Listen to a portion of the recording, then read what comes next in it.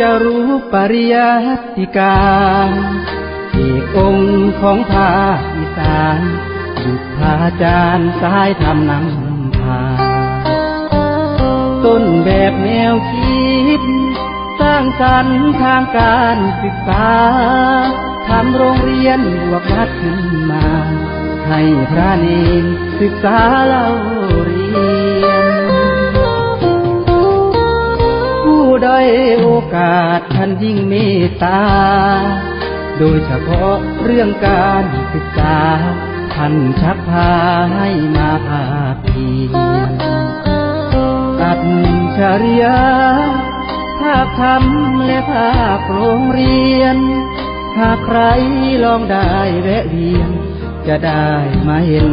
นักทำงามตาพระผู้ใจบุญท่านคอยวานบุญให้ทุนชีวิตนำพาเมตตาลูกศิษย์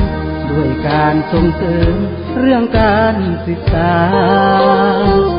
ทางธรรมก็เก่งวินัยก็เพ่งไม่หย่อนเลยนะห่วงลูกศิษย์ลูกหาให้การศึกษาเป็นแสงส่องทาง